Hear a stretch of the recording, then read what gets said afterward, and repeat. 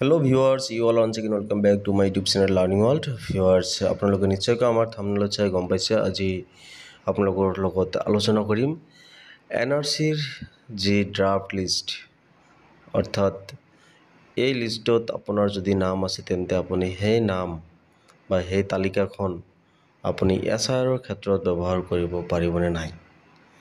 নিশ্চয়কৈ আজি আলোচনা কৰিম আপোনালোকৰ সৈতে এইটো বিষয়ৰ ওপৰত ইয়াৰ আগতে আপোনালোকে এবাৰ চাই লওক এনআৰসিটো কেনেকৈ আপুনি ডাউনলোড কৰিব যদি আপোনাৰ হাতত এনআৰসি তালিকাখন নাই আপুনি ফাৰ্স্ট অফ অল এনেকুৱা এখন ব্ৰাউজাৰ ওপেন কৰিব ওপেন কৰাৰ পিছত তাত যদি আপুনি সাৰ্চ কৰে এনআৰসি আসাম বুলি প্ৰথম যেটো লিংক ওলাব এনেকুৱা nrcasam.nic.in আপুনি সিম্পলি এনআৰসি আসামত ক্লিক কৰিব এনআৰসি আসামত ক্লিক কৰাৰ লগে লগে আপুনি এনেকুৱা ধৰণৰ ইন্টাৰফেস এটা দেখিবলৈ পাব যত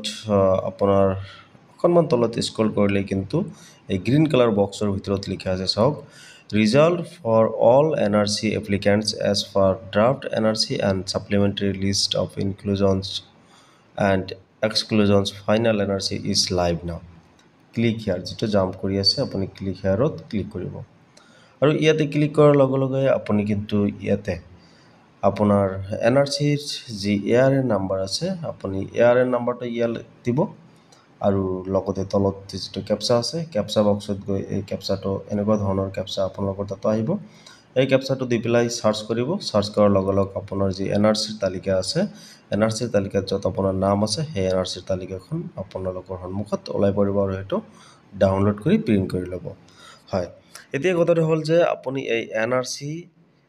ইউজ কৰিব পাৰেনে নাই এছআইআৰৰ ক্ষেত্ৰত সব ফ্ৰেন্ডস আপোনালোকক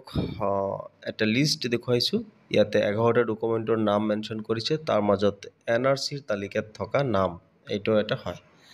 অৰ্থাৎ ইয়াতে কিন্তু কোনো ধৰণৰ সন মেনশন কৰা নাই যে 1971 অৰ এনআৰসি বা 51 অৰ এনআৰসি তেনেকুৱা ধৰণৰ একো মেনশন কৰা নাই সিম্পলি ইয়াতে লিখিছে এনআৰসিৰ তালিকাত থকা নাম অৰ্থাৎ এই যি এনআৰসি ড্ৰাফট ইতিমধ্যে পাবলিশ হৈছে ইয়াতে যদি আপোনাৰ নামটো আছে তেনেহলে